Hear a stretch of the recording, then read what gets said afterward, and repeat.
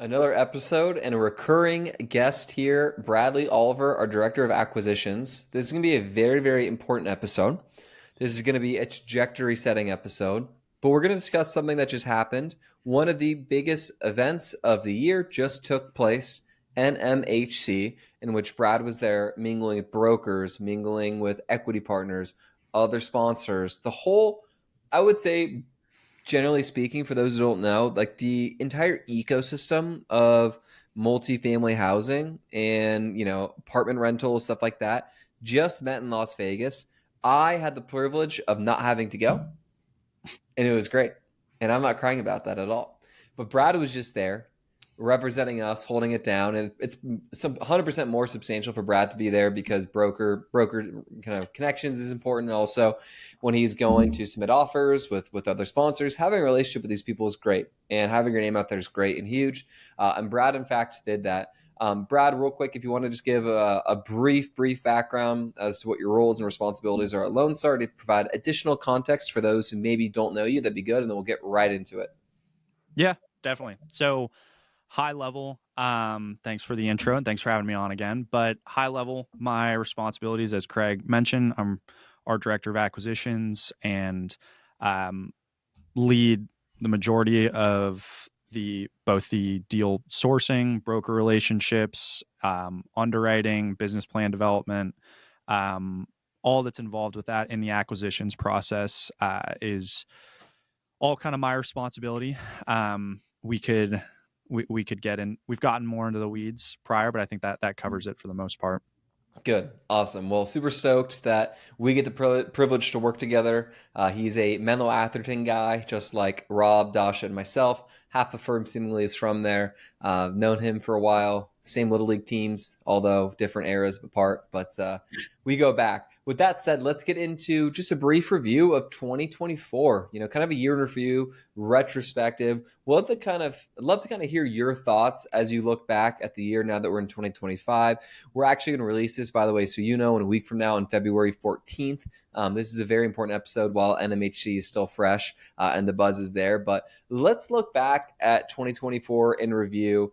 We, of course, bought 5 deals, 3 from Cortland, which are tax exemption opportunities, 1 in San Antonio, value add opportunity that had a partial exemption on it, tax exemption to be specific, and then 1 deal in Dallas, Grand Riviera, a value add deal. But as you look back, what were some of the themes and the thoughts that you have, and how do you overall feel how the year went? Yeah. So going into 24, our goal was to buy 250 million, and we came up short of that. But all things considered, it's important to have perspective, and I think it was actually incredible that we got to just about 190 million in acquisitions because it was an incredibly volatile year in the treasury markets. During every single deal that we bought, we experienced at least 50 bips of treasury movement. And it is Which is not normal for those who are wondering. It's normal if you've gotten into real estate the last couple of years, but we haven't been in normal times. So the only thing that's been normal is irregularity, which is, obviously different in and of itself. Sorry to cut you off, but just want to contextualize. yeah, definitely. So it makes it really really challenging to for pricing and real estate's obviously a highly levered asset class and very reliant on debt. So when we have debt moving in, or when we have treasuries, both treasuries and SOFR moving all over the place throughout the year, we got fortunate on many deals where we caught it on the way down, and then we also had some where we caught it a little bit on the way up. And on every single deal, we had to end up pivoting our debt structure to some degree. And thankfully, it did turn out for the better. But I think, back kind of to your main question, I think it was, not to toot our own horns, but really awesome that we were able to close on those deals and find some great opportunities, because when there's all this turbulence, it obviously creates a little bit more uncertainty, and that's when lots of buyers tend to exit the market. And so, we felt there was definitely not quite as much competition, and there's less uncertain, or there's more uncertainty. So, people aren't getting as aggressive on their bids and things, and pricing came down, and we ended up being one of the largest buyers in Texas last year, and I think that those deals are going to pan out very well for us. Bought in a downtime in terms of fundamentals were obviously a little bit softer in the near term, but we're buying these deals on longer term horizons, and believe in the long term uh, fundamentals in Houston, Dallas, and San Antonio. So it's not easy to buy when things are tough, but that's when the money is made. And so, yeah, all things considered, without getting too into the weeds of specific deals, which we could go on and on about, I think really, really fortunate to have bought as much as we did, and that was a really big theme at NMHC this year, is that so many people did not achieve their goals last year in acquisition volume, and lots of people wanted to buy but couldn't, or were kind of just slow to deploy, a little bit skittish in the market. And now there's a lot of dry powder that's getting ready to go. Yeah, and I think before we get into NMHC Yep. whispers and buzz, I think one thing you said and kind of a couple things is being grateful. Although we didn't hit 250 million, which was a very lofty goal, it pushed us to get to 190 million and to really eke that out. And I look around as someone like, wow, like I'm grateful for that, because there's a lot of people that are in the business.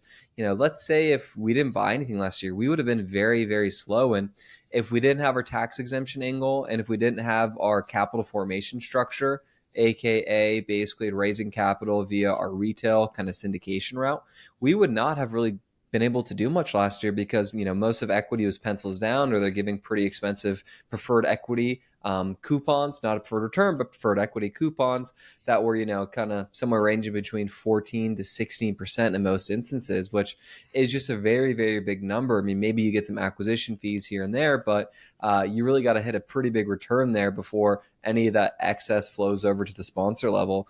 So just number one, really grateful that we had the year we had. Really grateful that we were able to be one of the biggest buyers. It's not easy to do that, particularly in a difficult time. And that's just a testament to your work, to Brad, or sorry, to Rob, to Kent, to the overall team, and our efforts on Dasha's and Maya's end, our end here. It really does take a team to do what we do. So just super grateful when I hear that. The other thing that's interesting is, deals were not happening. Deals are not really being done. It was relatively slow last year. It's been historically slow in Q1.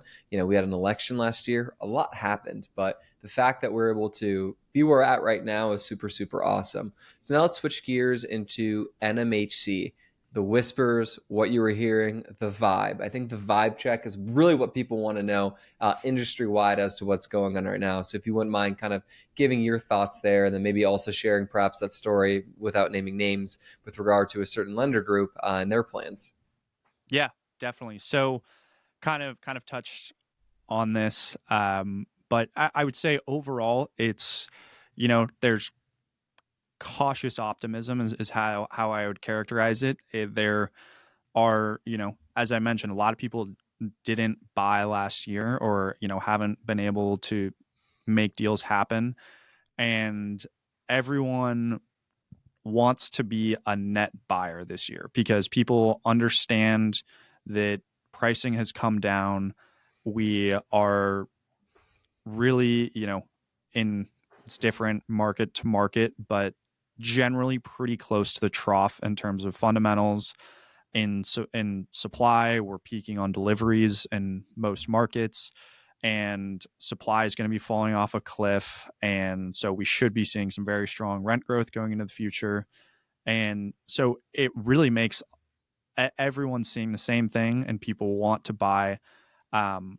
However, what's been making things tough, and this was kind of the little bit of the theme of NMHC, is just there aren't a ton of deals yet. And as This is due to many factors, but as you mentioned, we obviously just had an election, and there's been, now there have been lots of changes, and people want to understand what's going to happen, with lots of different legislation. And, we don't need to get into all that now. But, so the election, and then there was obviously a huge run up in treasuries at the end of the year, which makes the real estate market a lot more challenging. And so, by the time of NMHC, we had about a 4.546 treasury, and so you've got debt in the mid to low sixes. And when deals are trying to sell, in say the low fives, low mid fives, that's some serious negative leverage you're taking on. And so there's been a pretty serious, bid ask gap, and there's a little bit of discovery or realism that needs to happen, because I think people are starting to accept a little bit more that this is where rates are going to be, at least for, in the near term. And um it's tough when, say, brokers back towards the end of 24, and even in the fall when treasuries briefly came down, started doing BOVs for sellers and telling them, hey, we'll get you, say 70 million, and we're going to launch this at NMHC. It's going to be a great time. We're going to be able to shop this deal to a bunch of buyers. And then debt moves on you, and it completely changes pricing. And so lots of deals that were going to be coming out at NMHC, unfortunately kind of got held, and I think they're just being pushed back a little bit. And I think we're going to have a very, very busy spring, which is good to hear. And yeah, so it's going to be interesting. The start of the year has been, a little bit slower on deal flow. A lot of it has been really just newer deals out of lease up, because obviously there's all this supply, and that's not as much what we're targeting. We don't really want to buy, brand Merchant. new construction deals from a merchant developer. Just not what we're looking for, or kind of really small, rougher, junky deals. That's just not what we want to own. But things are going to start to matriculate. And I think one other big theme that we had been discussing is that I think there's a little bit more realism on distress, and that, lots of these workforce deals that were bought back in 21 at the peak of the market, and now just are realistically worth less than the loan balance, are really difficult to transact on, and are probably there aren't going to be quite as many true deep distress opportunities as some people think. One broker I spoke with had a meeting with a very large lender. Very big household name. And if you want to know the name, maybe I will tell you. Maybe I won't. I don't know. Don't know who you are. But if you want to email me and learn more about that, you can email me at Craig, CRAIG, at lscre.com. If you want to know the full scoop and all the juicy gossip. You were saying? Love it. But yes, shameless plug. But yeah, so essentially they're saying that, on these deals where the lender's going to have to make a decision, and if they foreclose on a deal, it's likely they're going to hold these deals and operate them for, say, 5 to 10 years, until the deal is at least worth the principal of the loan amount, and they can get their money back, and they're going to be willing to ride those out. And so that's gonna take out a lot of the kind of true maybe distress and discounts that people are hoping to get, because it's really, really difficult to make deals happen on a distressed asset below the loan amount, it's great in theory, and trust me, we would love to buy that too. At some really attractive prices if there is deep enough of a discount. But if it's below the below the loan amount, it's just really difficult to transact. So And wait, real that, quick, I want to just speak on that real quick. yeah. Basically, what you're saying is just because you get a deal that's distressed, just because you get a deal that's foreclosed, or at the paper, basically the loan amount, and the lender basically just breaks even, right? That does not make it a good deal. We are still going through massive price discovery right now, particularly when it comes to deals that are maybe a little bit older, a little bit more, I guess, just 80s 70s product. Some places, not all deals, but some deals that are there where supply is really hitting it, where there's a lot of concessions. We don't know where the bottom is yet. And as I said, don't get sold by a lot of marketing. It's got to make sense on multiple things. It's got to make sense from a market perspective. Just because you buy a deal before close, I mean, rates were silly low before, and we're still digesting this. There's still money to be made. There's still money that has been made in the past. There's still really good deals that have been done. But just once more to reiterate and drive this point home, just because you are getting a deal there doesn't necessarily mean it's a good deal where you can make a lot of money. Sorry. I just had to get that PSA out there.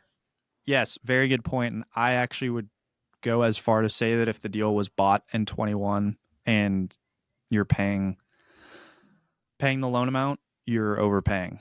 Um, Obviously, there are some different circumstances, but that's just generally the theme is when we see, pricing on a deal where go pull up ERD and see what the loan amount is and see that they're trying to sell for, the loan amount plus closing costs. It's pretty clear that it's usually not worth that.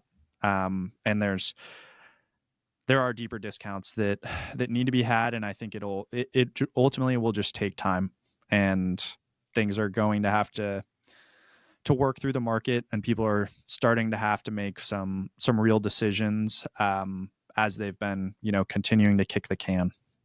Yeah, without a doubt. So, themes, I guess one thing was, a big lender said they're not going to foreclose, that they are going to hold these properties. Well, Essentially, yeah, just quick correction. They would if they foreclose on the deal, just that it won't be sold. they will not bring it to market. They will, in Yeah. fact, operate these deals, which a lot of people don't want to do that, but they will do that to basically ensure that their principal capital is safe, essentially, and they will ride the wave up. And generally speaking, too, I want to be clear here. Multifamily is still a great investment. There's still a ton of demand. There's just a lot of supply and debt that got crazy.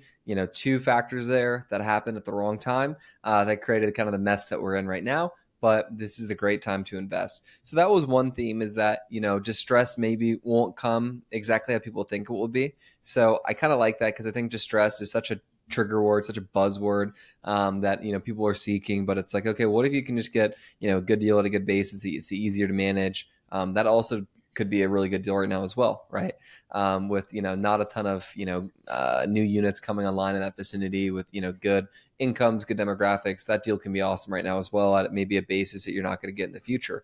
Don't sleep on those opportunities. Is there any other themes, though, when you're speaking to other sponsors, kind of what they were saying, and maybe other brokers, what they were hearing as well, just before we get to the next point?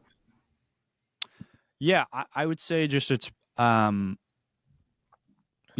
think we've mostly touched on this, but mostly, you know, lots of other large groups just really didn't meet their acquisition goals, and especially if people are operating out of funds and things, they're just kind of struggling to deploy that capital. And I think just because of deal scarcity, that um, there may be some premiums paid on deals purely just because of scarcity and the need for people um, to place bets and get money out in their funds, because they have timelines on when they can deploy their money. And so I think that's another big theme that will just be interesting to see, is as there's scarcity, just to be wary of scarcity premiums on deals. Makes sense. Cool. Now moving on to 2025. What are we targeting? What looks appetizing? Let's talk about deal flow and pipeline that we're seeing right now. Definitely. So we're seeing high level. I would say we're seeing a lot more activity in Houston relative to DFW and San Antonio right now, and Phoenix, which we can touch on later. But Houston, so a big reason why we're seeing more activity in Houston is because Houston, as we've discussed on the pod, um, has had a much stronger supply story in the sense that there isn't as much supply that's been, or the market hasn't been getting battered by um, an immense amount of supply nearly as much as markets like Dallas, Austin, San Antonio. And so I believe in 24, Houston had, it was 3.1% of total inventory in new deliveries, and the historical average is just about over 4%. So actually still below historical averages, still obviously absorbing. There was a lot delivered in 23 and things as well. But rent growth has been at least flat there and we've seen starting to tick up. And so there's stronger momentum, and we're seeing more deal flow in Houston, I would say right now. Whereas I think Dallas is kind of feeling the hits of the impact of supply a little bit later. And right now, fundamentals are certainly softening, vacancies ticking up a bit, and rents are softening. And so, I had a couple discussions with brokers on deals at NMHC where they said, hey, we were hoping to launch this deal, but got a couple tougher months on recent financials, and just kind of waiting for a better time to launch these deals, and just want the deal prepped and in a better spot for once they're going to sell. So Dallas has, it's pretty unusual. Dallas is almost always has more transaction volume than Houston, and right now it's a little bit flipped. And then San Antonio kind of gets stuck in a similar story to Austin, just feeling a lot of supply right now, and deal flow's been there. There are some deals, but fairly minimal. And kind of as I touched on, it's really been just new product for the most part, um, or older, smaller, kind of junkier deals that we haven't been as interested in. But I will say, in the past week and a half or so, we are starting to see deal flow pick up into assets that we actually do want to buy. And what we're mostly focused on right now is we'll look at probably anything 80s or newer, preferably kind of the 90s to 2010 space roughly. Maybe 2015. Just don't want to buy something too new right now. And looking for better locations, obviously, and then just kind of better bones with these newer deals. And we're not, we're certainly not ruling out buying an 80s deal, but right now we feel it kind of just makes sense for the most part to wait, because we think there should be some deeper discounts coming. So high level, that's kind of the really the product type we're most focused on. And then of course, continuing to execute on our affordable strategies, and partnering with the housing authorities. And we've obviously had a lot of success doing that. And then your favorite topic, I'm sure, is that we're now going to start looking in Phoenix. And Phoenix is a very interesting market. Similar to lots of the Sun Belt, has been hit by lots of supply, but absorption remains very strong. And they are, ultimately, starts are slowing down, and they're going to work through this supply. Demand remains strong.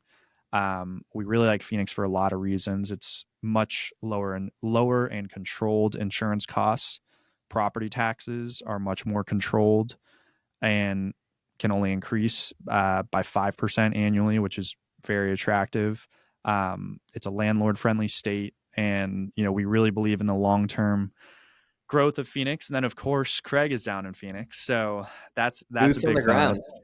Boots on the Exactly. ground. And, if investors want to come out here, learn a little bit more, capital raisers want to come our way and they want to play a little bit golf and show them what, a good Friday afternoon in January can look like.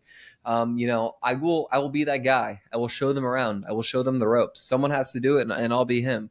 Obviously last weekend when it was New York City, you were, in the office. I had to, really grind in the trenches and make sure that our future capital partners were taken care of. So while you were, doing easy work, obviously in the office, I was, out in the fields in 67, 70-degree weather, playing, Camelback Golf Club. And yeah, it was a grind of a day, but I had to do it. So, looking forward to doing more of that if I have to. Someone's got to do it. I think I have the skill set and the attitude to take care of it. Yeah, and you certainly didn't want to tell any of us about that in the I office. wouldn't want to listen. One thing about me is if I'm working and grinding like that, I'm gonna do it in silence. I'm not gonna let any of my coworkers know about it. I would never be that person. I would just do it and no one would even know. It's like a thankless thing. I don't know how you must have caught wind somehow that I was doing that. So maybe someone hacked my phone and texted you a picture of a really nice view of Paradise Valley and whatnot. I don't know how it happened. It was crazy. But It's yes, Phoenix, it's Phoenix is something that I'm super looking forward to. It's very complimentary. I've said this a zillion times, but when you look at Texas, you got to have, or when with Texas having very low income taxes, they're going to get you one way or another. They're going to get you on property taxes, and then insurance is not really related there to property taxes, income taxes, but insurance due to the weather issues is expensive. Right? Let's just call it what it is. Even with our incredible master policy, which we'll touch on that in a little bit because we have a great update there. Even with that, it's very expensive. You go to Arizona, property taxes are peanuts and insurance is very low cost. So your operating expenses should be relatively low over the ownership period. So that's a definitely. lot to like there. Yeah. Any other Yeah, note really on Phoenix that you would like to speak on?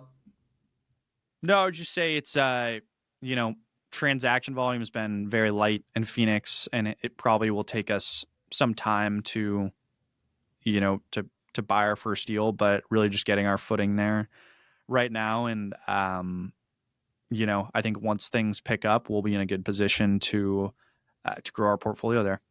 Absolutely. And speaking of which, I kind of tipped off on this, but I would be really disappointed if I didn't remember to mention this very, very valuable caveat, which is it looks like insurance, or at least our plan, will be going down a pretty healthy margin there. So can you speak on that with the connections we had out there with our friends there at Rogers Gray? Yeah, so some very positive news. We are hearing it's that our master insurance policy will probably be coming down about 15% in when we renew in May. Not a done deal yet, but some much needed softening in the in the insurance markets. Obviously, there was a massive run up in the past couple years, but finally starting to see some relief, which is um, very much welcomed, and it is going to help out the market as a whole a lot. Incredible. Well, that will really help, make cash flow good. I don't know if other sponsors, when we exit it, can predict those numbers, but during our hold period, at least, we'll be getting some relief on current inventory and future product, which is great. Any other thoughts there for 2025 targets and goals there that you want to mention? I think we've hit on the major points here, but yeah, excited, and I think we're going to find some really good opportunities in 25 here. Cool. So, a couple items I just want to rally with you through here briefly, with regard to kind of stuff going on, voices, thoughts.